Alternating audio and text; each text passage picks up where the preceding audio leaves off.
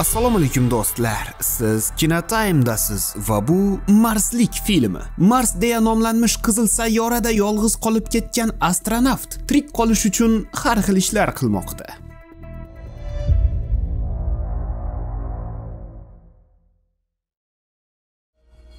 Film voqealari Marsning go'zal tabiati bilan boshlanadi. Robotlardan tashqari hech kim bo'lmagan bu sayyora yaqindagina qo'shni sayyora bo'lmish, Yerdan ko'chib kelgan tadqiqotchilarning yangi uyiga aylandi. Marsga qo'ngan odamlar tez fursatda u yerni o'zlashtirib, vaqtinchalik lagerni barpo qilishdi va tinmasdan ilmiy tadqiqotlar ishlarini olib borishmoqda. Bu missiya Aris 3 nomini olgandi. Bosh qahramon Mark Watness analiz uchun tuproq namunalarini olmoqda. Shu bilan bir qatorda hamkasblari bilan bu o'zga sayyora haqidagi taassurotlarini bo'lishadi. Kutilmaganda ba'zi yangilangan ob-havo hisobotini oladi. Ularga kuchli qum bo'roni yaqinlashmoqda edi. Uning kuchi esa uchish maydonchasini osongina buzib tashlashga yetardi. Busiz esa ortga qaytishning umuman imkoni yo'q edi. Komandir uchishga buyruq beradi va ekipaj shamol sabab do'l yoqqanday otilayotgan mayda toshlar orasida bazadan modul tomonga yo'l olishadi. Yo'l bo'yi Watness uzilgan antennaga ilakishib uchib ketadi. U hushidan ketadi. Shikast yetgan skafandr esa signal berishdan to'xtaydi. Uni topolmagan astronavtlar esa hamkasblarining tanasini begona sayyorada qoldirishadi.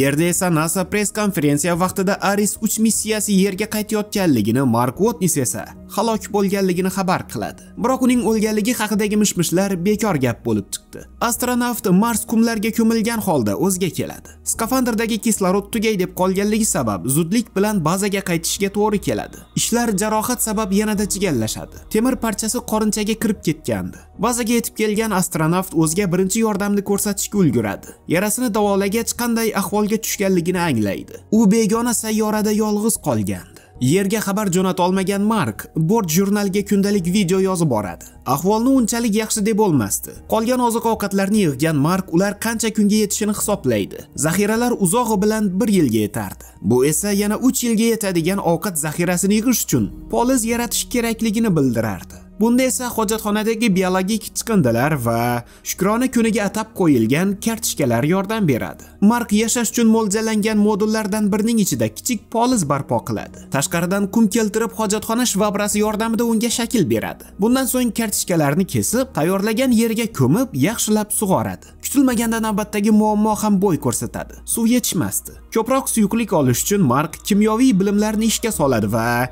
endilikda ishlashdan to'xtagan raketa yoqilg'isini suvga aylantirish payiga tushadi. Afsuski, birinchi urinish hisob-kitoblardagi kichik xatolik sabab portlash bilan yakuniga yetadi. Biroq hammasini to'g'rilagach bu ish beradi va Marsdagi ilk polizga suv yomg'irday quyila boshlaydi. Bir qancha vaqtdan keyin Markning mehnatlari mevasini bera boshlaydi. Kartochkalarning biri gullashni boshlagandi. Yerda esa NASA xodimlari navbatdagi Mars missiyasiga tayyorlanishmoqda. Biroq bo'rondan so'ng Aris 3 dan nima qolganliklarini aniqlashlari uchun kerak bo'lgan Sputnikni ishga tushirishga ruxsat berishmayotgan edi. Rahbariyat Mark Watts jasadining surati kompaniya nufuziga putur yetkazishini istamasdi. Biroq dastur menejeri rahbariyatni bir amallab bunga ko'ndiradi. Bu esa shokka soluvchi natijaga olib keladi. Sputnikdan olingan suratlarga ko'ra Aris 3 bazasida kimdir tirik qolgan edi. Biroq uni shunchaki qutqarishning iloji yo'q edi. Uchishga tayyorlanish esa ko'p vaqt va hisob-kitoblarni talab qilardi. Marsda poliz ekinlarni yetishtirishni boshlaganligidan xursand bo'lgan Mark esa qizil sayyoradan surish rejasini tuza boshlaydi.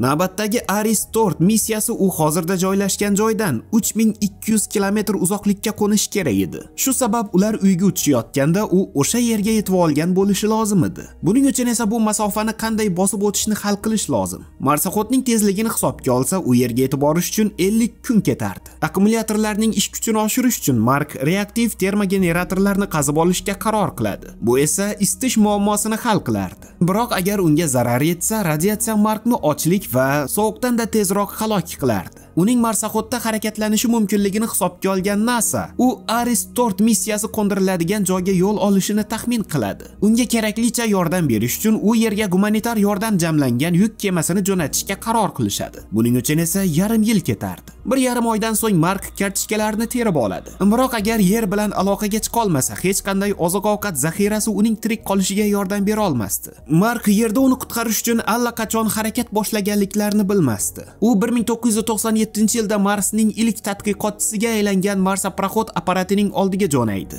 Apparatni qumdan kovlab olgan Mark uni bazaga olib kelib qayta ishga tushirishga urinadi va buni uddalaydi. Yerliklar uskunadan signal olishni boshlashadi, u esa 10 yillardan beri o'chirib qo'yilgandi. Mark NASAga xabar jo'natishni uddalaydi va ko'p o'tmay unga ham javob qaytarishadi. Yerliklar uning tirikligidan xabardor edilar. Biroq muloqot uskuna kamerasining aylanishi bilan chegaralanardi. NASA savollarga faqatgina ha yoki yo'q deya javob bera olardi xolos. Mark uskuna atrofiga belgilar o'rnatib chiqib, maxsus til yordamida nihoyat yerliklar bilan muloqot qilishni uddalaydi. Yerdan yozmali xabar uchun marsaxodni tuzatish instruksiyasini jo'natishadi. Yozishmalar vaqtida Mark Ares 3 ekipaji uning tirikligidan bexabar ekanliklarini bilib oladi. Bundan jahli chiqqan Mark xalta-xalta so'kinishlarni jo'natadi, bu esa butun dunyo bo'ylab tarqaladi. Sababi suhbat jonli efirda bo'layotgandi. Shu sabab NASA ekipajga uning tirik ekanligini xabar qilishga majbur bo'ladi. Mark navbatdagi jurnal xabarni yozadi. Unda esa agarda begona joyda hosil yetishtirilsa, bu rasmiy ravishda kolonizatsiya deb hisoblanishini ta'kidlaydi. Kunlardan birida materiallar yaroqsiz holga kelgach, o'tuvchi shyulyuz qattiq zarar ko'radi. Buning oqibatida astronavtning kartishka fermasi payqon bo'ladi va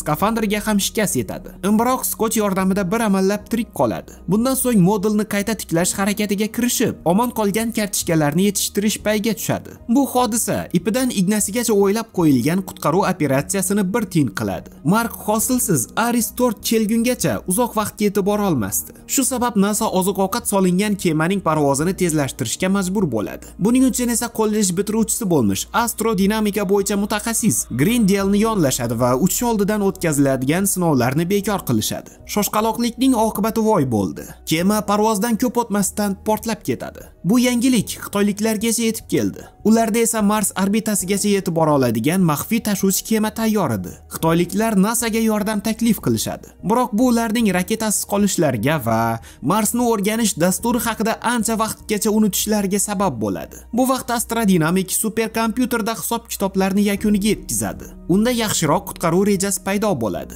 Yig'ilish vaqtida astrodinamik Ares 3 missiyasi kemasini qanday qilib Marsga qaytarish mumkinligini ko'rsatadi. Kema yerga qo'nish o'rniga uning orbitasi bo'ylab parvoz qilib, uning gravitatsiyasi hisobiga tezligini oshiradi. So'ngra yo'l bo'yi xitoyliklarning tashuvchisini o'zi bilan olgan holda Markning oldiga qaytib ketishadi. Mark esa o'z o'rnida uchish modulidan foydalangan holda Ares 3 ga ulanib olishi mumkin edi. Bu Ares 3 missiyasini yana 3 oyga cho'zardi. Bu vaqt ichida nimadir xato ketadigan bo'lsa, ekipaj halok bo'lishi mumkin edi. NASA boshlig'i bitta hayot uchun 5 tasining jonini xavf ostiga qo'yish to'g'ri emasligini ta'kidlaydi va bundan oldingi rejaga amal qilishlarini buyuradi. Olimlar Ares 3 ekipajiga maxfiy tarzda astrodinamikning g'oyasini yetkazishadi. Maslahatlashib olishgach, barcha Markning oldiga Marsga qaytib ketishga rozi bo'ladi va bu haqida parvozni boshqaruvchi markazga xabar qilishadi. Bundan oldin esa kemani qo'lga ola olmasliklari uchun boshqaruv kompyuterlarini vuzlom qilishadi. Bu vaqtda Ares 4 ning parvoz moduliga qanday yetib borishni o'ylab topishi lozim bo'lgan Mark bo'lajak ekspeditsiya uchun kerakli materiallarni yig'adi. NASA xitoyliklar bilan birga kerakli jihozlar va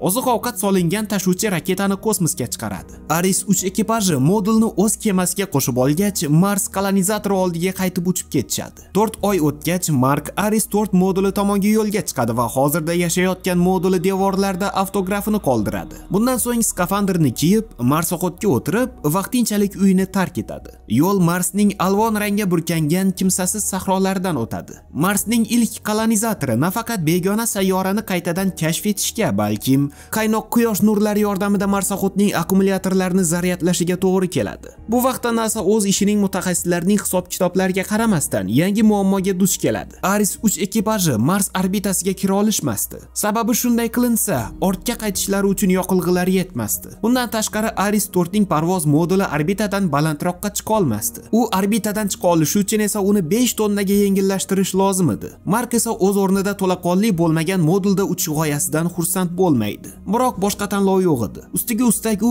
allaqachon Ares 4 moduliga yetib kelgandi. Sayyoralar aro taksini kutayotgan Mark kapsulani bo'shatish bilan shug'ullanadi. Ortiqcha yuklarni olib tashlar, keraksiz detallar va uskunalarni uloqtirardi. Aris 3 kapitani vazifani tushuntiradi. Mark orbitaga parvoz qiladi. Dvigatellar o'chiriladi. Bundan so'ng u muallaq holga tushadi. Bu vaqtda ular kesishuv nuqtasini hisoblab, kursni to'g'rilagan holda harakatni hisobga olib, tros yordamida modulni tortib olishardi. Mark esa bu vaqtda marsaxod bilan vidolashib, startga tayyorlanadi. Yerda qaytish haqidagi reportajni olib borishadi. Ko'chaga chiqqan minglab odamlar noyob evakuatsiyani tomosha qilishadi. Start oldidan deyarli umidini yo'qotgan Mark ko'z yoshlarini ushlab tura olmaydi. U Aris 3 ekipajdan uning ortidan kelganliklari uchun minnatdor bo'ladi. Kapitan teskari sanoqni boshlagach, Aris 3 kapitani tomonidan masofaviy boshqaruvdagi modul parvoz qiladi. Yuklama sabab Mark hushini yo'qotadi. Oqibatda navbatdagi kutilmagan hodisa sodir bo'ladi. Moduldan kemagacha bo'lgan masofa juda olis bo'lganligi sabab Markni ushlab olish imkonsiz edi.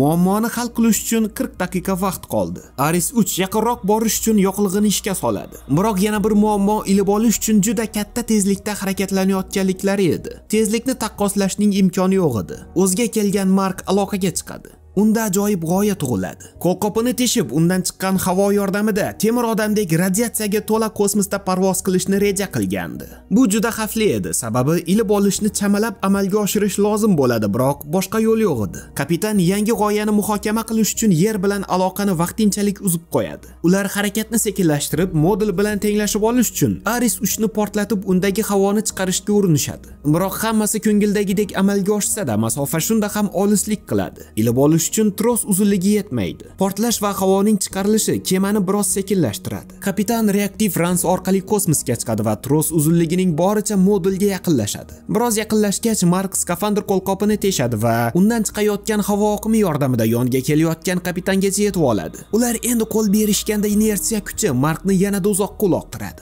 U zo'rg'a zaxira trosiga ilakishib oladi va ekipaj bu haqida yerga xabar qilgach, odamlar buni nishonlashadi. Keyingi sahnada yerga qaytgan Mark skameykaga o'tirib olib kofe ichmoqda. Pastga qaragach, toshlar orasidan unib chiqayotgan yangi niholni ko'radi. Uning yonidan o'tib ketayotgan NASA kursantlari u bilan salomlashishadi. Bu yerda astronavtlarni tayyorlash va tanlash ishlari olib borilayotgandi. U esa qiyin sharoitlarda yashab qolish bo'yicha ma'ruza o'qiydi. Sababi unda bu borada ko'nikmalar yetarlicha edi. Tamom. Do'stlar, tomosha qilganingiz uchun rahmat. Film haqidagi fikringizni kommentariyada yozib qoldiring, videoga like bosishni va kanalga obuna bo'lishni unutmang. Keyingi sahnalarda uchrashguncha, xayr.